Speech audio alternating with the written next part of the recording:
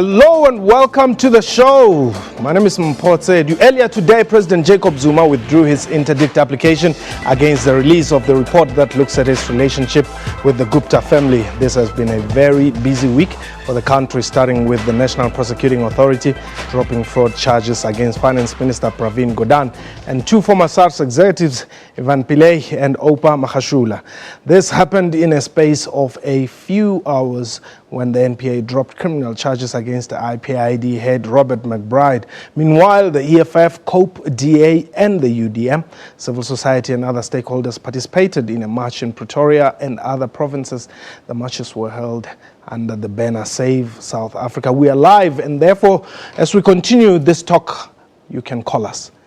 This is the only difference from what has been happening throughout the day. You are now able to participate in this program. Call us on 089-110-4210. If you're outside the borders, 2789-110-4210. My guest in studio, Alex Mashilo, is the spokesperson of the South African Communist Party, and Zanele Luana is the Deputy National Convener at Blackfest Landfest. And on the line, we'll be joined by Professor Gupta. But before we get into the discussion, let's cross to our reporter live from Pretoria, Alden Sampier. You must be a very tired man, but thank you indeed for joining us. Just brief us quickly. Let's look at some of the findings from this report. There are some matters that are said to be, or that have been recommended to be followed up by the NPA and the Hawks. Just talk to us briefly about those two. Well, yes, that's one of the findings of the public protector, that some allegations of criminality should be referred to the public, should be referred rather to the National Director of Public Prosecutions.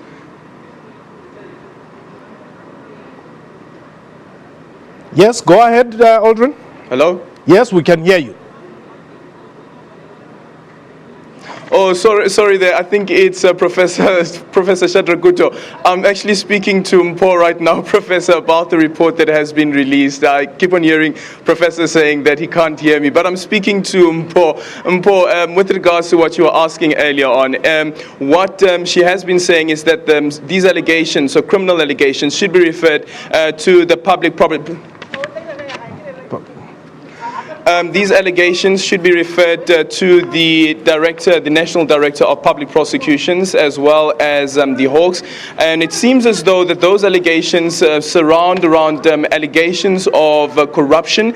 Remember that Deputy Minister of Finance, Jonas, said that he was offered a job by the Gupta family, but they offered him 600 million rand, which obviously would have been paid in installments. She hasn't been able to get to the bottom of exactly if that has happened indeed, but did say that it was the duty of the president, when these allegations have been made, that should be investigated, considering that this is a member of the executive. Another issue is, of course, a former ANC MP, Feki Mento, who also said that she had been offered a job by the Gupta family, and she declined that offer. That too, the public protector says, was not investigated, and which could have, that those are matters that should have been referred to the police for further investigation. Aldrin, then on page 348 of the report, I'm looking at the report here, Minister Zwane, or rather, let's look at 7.8 on the observations there. Whether any state functionary in any organ of state or other person acted unlawfully, improperly or corruptly in connection with the award of state contracts or tenders to Gupta-linked companies or persons. A, Minister Zwane's conduct with regards to his flight itinerary to Switzerland appear to be irregular. This may not be in line with the PFMA. It would appear indeed that his trips are being questioned here.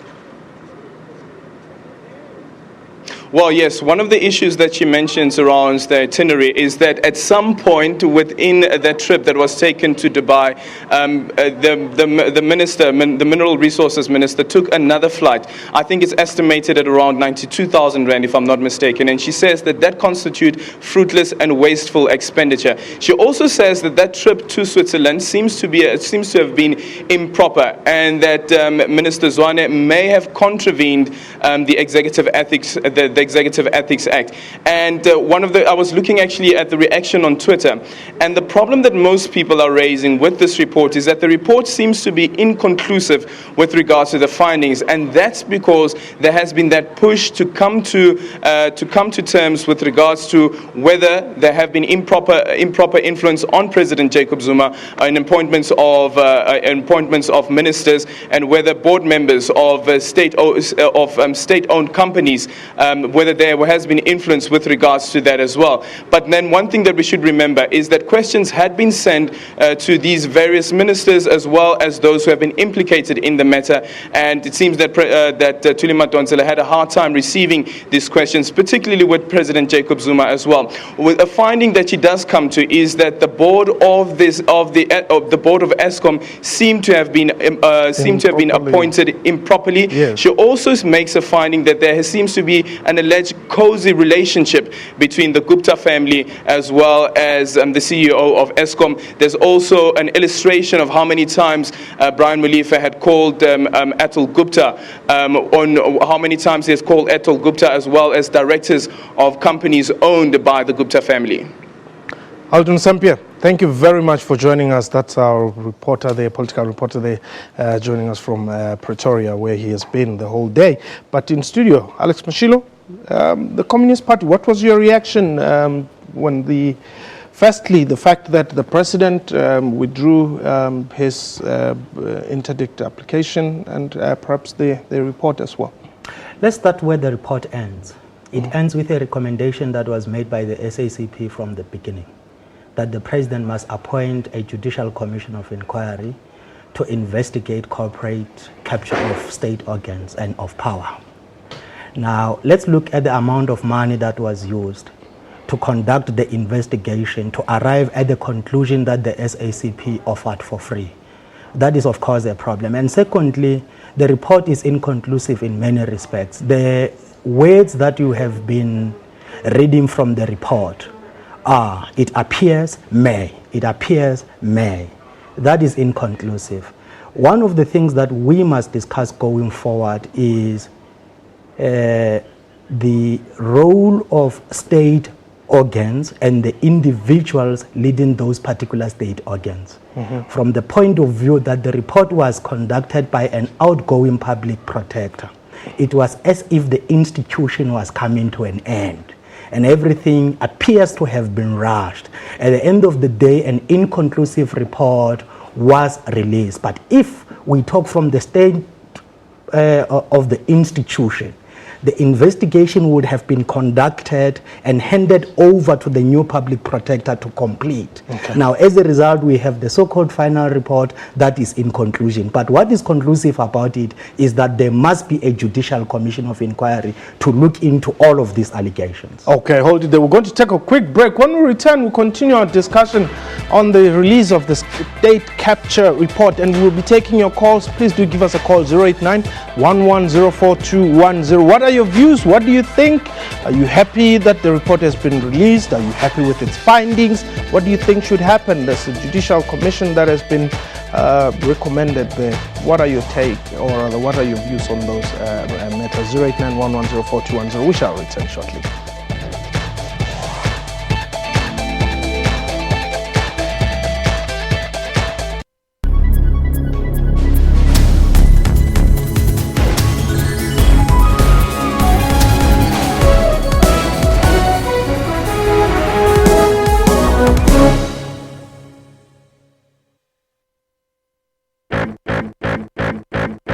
Four by land, 4x4 by sea, 4x4 by air, cause the lot to fly free. And for my country, how it all started out, for the brave and every Boy Scout. 4x4, doing it yourself cause you want it done right. 4x4. Upgrade from the Jeep Renegade 1.4 Limited Auto to the all-wheel drive for free. For more offers on the Jeep range, visit jeep.co.za or your Jeep dealer today. 4 by forever. Inside us all lurks greatness, bravery, guts, determination. Every time you get down, you get back up. You take us all forward. You raise the bar. And we salute you, party comrade, with a Heineken Cool Can and Strongbow Apple Cider 6-pack combo for just 100 Rand from Tops at Spa. What is the price of ambition? Early mornings? Late nights? Or sacrificing the little things now for bigger things tomorrow? Ambitious people are all made of the same stuff. Big dreams, big dedication, and a big attitude. With an understanding that sometimes to get ahead in life, you need a helping hand from those a little bigger than you. For home, for business, for life. Macro, big on life.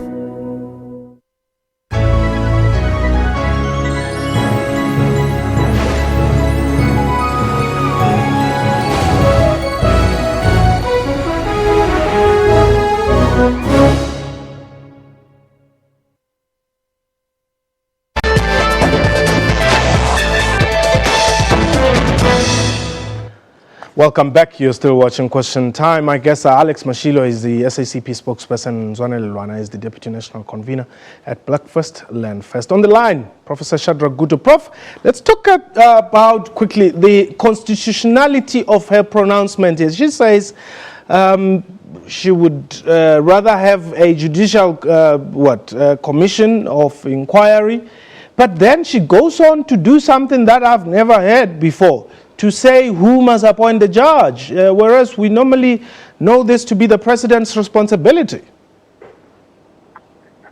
Well, I think it is important here to be able to indicate that judicial commissions of inquiry are different from the performance of Chapter 9 institutions, which in this case we are dealing with the Public Protector's Office, which has already made an inquiry and recommendations and conclusions. So you don't need a judicial commission of inquiry to deal with the conclusions which have been reached and recommendations in terms of remedial action, if any, by the Public Protector's Office. So I think we need to be able to separate the two and say, do we need a judicial commission of inquiry into the public protector's report and so on? I don't think we do. So that's where we are. The question is, of course, the public protectors, the former public protector, has made an inquiry, findings, and recommendations indicating where there was things which were done wrong or right, and that remains the case. I think that the presidency tried to twist things around and play on indicating that the new public protector may be kinder to the presidency than the former. And the current public protector indicated that the report remains final. She can't revise it. So that is already something which is on record. So we wait now to see what will happen as we move forward. Okay. Prof, hold it there. Well, let's check with Blackfirst Landfest. What was your reaction, Ms. Lunda?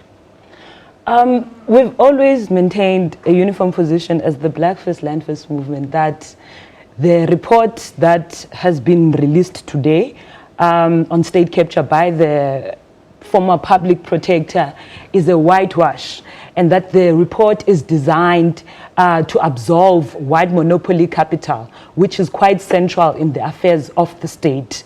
in the report, there are no implications whatsoever on how Johan Rupert and 8 other bankers last year in December summoned about 5 ANC senior leaders and pressurized them to pressure President Jacob Zuma to appoint a finance minister that they trust and that is capable of protecting white capital in South Africa, and that is Pravin Gordhan. We have also seen how the Office of the Public Protector has been turned into a political weapon by the Democratic Alliance, a white racist party, to push for a regime change agenda, and how the Office of the Public Protector has prioritized the complaint of the DA and has done nothing to implicate white capital. But just lastly, as the BLF, we also have an ongoing application with the High Court to say that the finance minister must step down because he is conflicted. He owns shares in all companies that are owned by white capital. All right. Dagi, welcome. Hi, how are you, my friend? I'm well. That's good.